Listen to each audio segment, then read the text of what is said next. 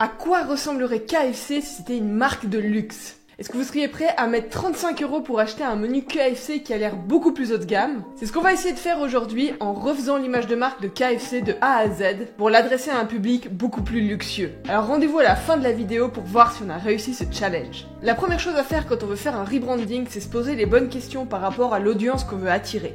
Donc là, je vous ai préparé une mini stratégie, histoire de comprendre à qui on va parler. Notre but, ça va être d'atteindre des hommes et des femmes de 35 à 55 ans, qui sont en général des businessmen et des businesswomen, et ils sont ultra conscients de leur santé, ils veulent faire vraiment attention à ce qu'ils mangent, mais par contre, ils ont vraiment pas beaucoup de temps. Ils veulent donc faire des choix bons pour leur santé sans trop se poser de questions.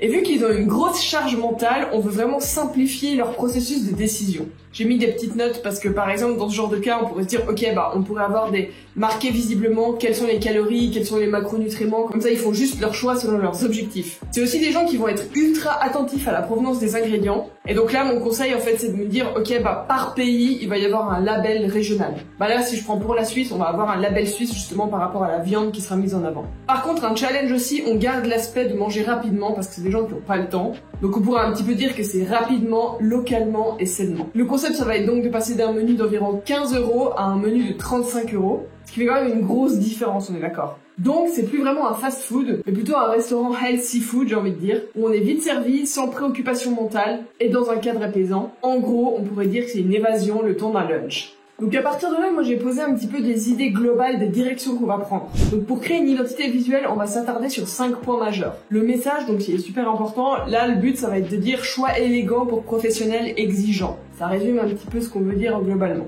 Ensuite, par rapport aux couleurs, c'est aussi ultra important d'en choisir par rapport à la cible qu'on veut viser. Donc là, typiquement, on va essayer de choisir des teintes apaisantes et luxueuses. Donc l'idée, ça va être de prendre un blanc cassé. Ça donne un peu plus cette impression de craft, on va dire de sensation un peu naturelle. Un vert sauge, par exemple, il y a le côté un petit peu nature et authentique. Et après, pour l'aspect un peu plus haut de gamme, on va essayer d'ajouter soit du doré, soit un rouge en petite dose. Donc voilà, on se retrouve avec les couleurs. C'est vrai qu'on a ce beige qui, comme je le disais tout à l'heure, a cet aspect un petit peu blanc cassé, craft, un peu plus naturel, qui est beaucoup plus naturel que si on prenait un blanc de cette façon-là, qui est extrêmement éclatant. Ensuite, il est combiné finalement par un vert olive, qui a cet aspect directement très naturel aussi également, mais il y a aussi une tonalité vraiment authentique, on va dire respect un petit peu des valeurs de la nature, etc.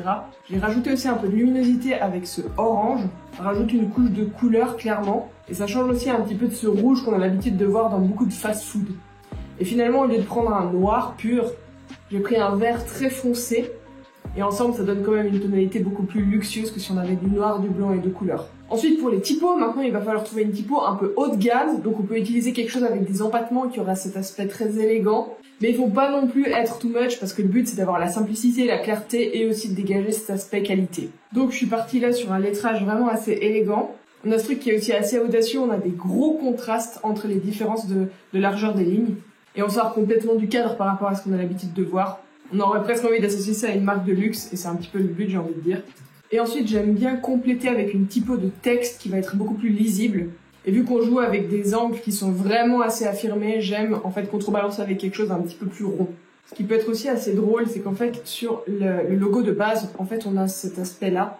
On a les deux traits rouges des deux côtés, ça rappelle aussi les buckets. Et on pourrait faire un mini rappel justement à ça, en jouant typiquement avec quelque chose de ce genre-là, où je prends la largeur du fût d'une lettre, je la divise par 3 parce que voilà c'est un truc qui est assez visuellement intéressant.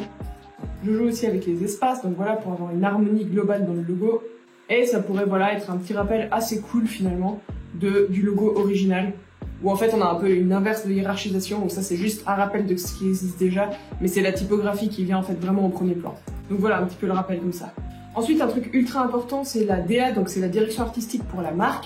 Donc je pense qu'il peut être vraiment chouette, c'est d'ajouter des images en fait de haute qualité parce que ça va vraiment mettre en avant cet aspect. Voilà, la qualité elle est exceptionnelle des produits justement, on n'a rien à cacher donc en fait on montre finalement tout ce qu'il y a à l'intérieur, donc ça a aussi un aspect de confiance qui est très important. Ensuite dans la même continuité c'est tout ce qui concerne l'environnement, donc la provenance des aliments, le fait que ce soit naturel, qu'il y a un côté très artisanal autour, et finalement justement vu que c'est un peu du haut de gamme, de faire une promotion un peu plus artistique, je dirais aussi sur l'aspect minimaliste, donc de mettre vraiment les plats en avant pour montrer leur qualité. Donc quasiment d'élever ça un peu au rang d'art. Bon du coup là j'ai réuni en 2 directions artistiques photographiques, donc on a vraiment l'aspect d'où est-ce que ça vient, donc j'abuse, hein, j'ai vraiment pris des photos ultra suisses de la campagne profonde, voilà, mais bon on veut être poétique sur ce qu'on fait.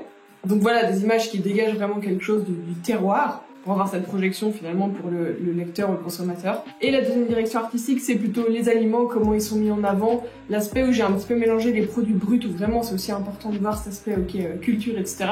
Et après, ce truc un peu plus du produit fini. Là, évidemment, je vais plus miser sur le poulet, parce que comme ça, on est sur KFC, on reste dans cette idée-là. Voilà, globalement, en fait, c'est de montrer à quel point c'est fait maison, c'est fait main, etc. Donc c'est la qualité qui est mise en avant. Donc là, on a déjà pas mal d'éléments pour créer une petite marque. Ce qui peut être assez intéressant, c'est aussi de jouer des fois avec des petits filtres pour donner une impression que les images sont vraiment faites sur mesure par rapport à la marque. Donc on peut soit jouer avec des filtres qui sont vraiment abusés, mais dans l'alimentaire c'est pas forcément une bonne idée parce qu'en fait on a quand même besoin de voir le produit. Ou alors juste de donner une petite tonalité.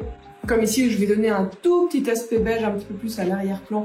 On pourrait le faire beaucoup plus stylé que ça, on est d'accord, hein, mais là c'est pour l'avoir assez rapidement, mais ça donne un aspect un poil plus élégant. Évidemment, vous savez aussi, un logo, on l'a dans d'autres couleurs. Donc là, on peut aussi l'imaginer dans ces teintes-ci, en très clair, ou alors aussi en bichromie, où on aurait le logo clair et puis simplement quand même les lignes en orange. Et là, typiquement, on peut imaginer un petit visuel de communication qui marche très bien avec simplement une image comme ça qu'on a traitée, le petit logo et puis un slogan assez fort. Ou on peut simplement s'amuser aussi avec ce genre de petit visuel vraiment sympa où on combine directement avec des éléments de l'image. Là, je vois aussi qu'avec un K vraiment stylé comme ça donne envie aussi de créer un petit symbole, une petite trame en fait supplémentaire où on joue vraiment avec la typographie. Donc je vais essayer d'en créer un petit motif. Une sorte de motif, de pattern qui se dégage. Et ça peut donner vraiment quelque chose de très chouette. Et de très discret en fait en même temps. Par exemple, si je le prends et que je l'ajoute justement sur notre bucket, voilà, on obtient du coup une trame qui est vraiment sympa et qui est assez discrète en arrière-plan.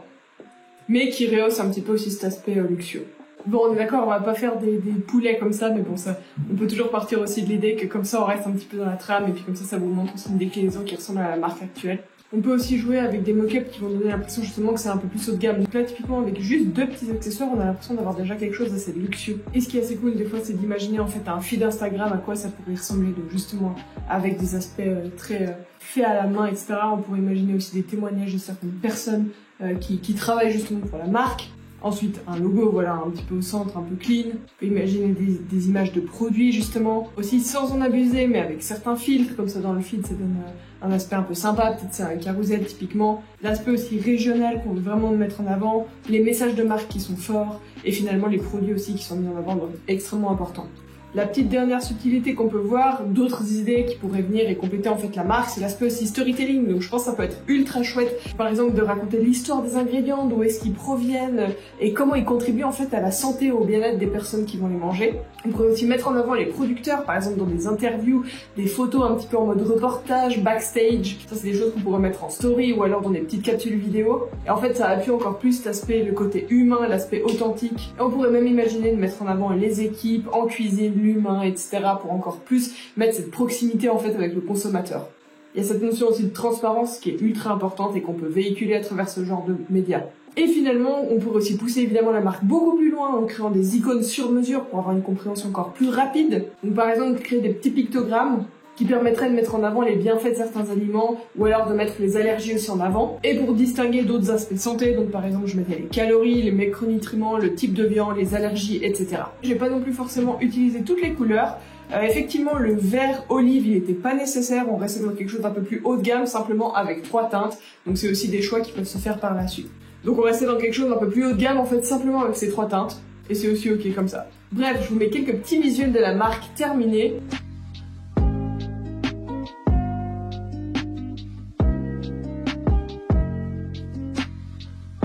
Dites-moi en commentaire ce que vous en avez pensé et si vous achèteriez un menu chez ce KFC. Et n'hésitez pas à mettre quelle marque est-ce que vous voudriez qu'on rebrande la prochaine fois. Le commentaire qui aura le plus de likes sera choisi. Allez, salut!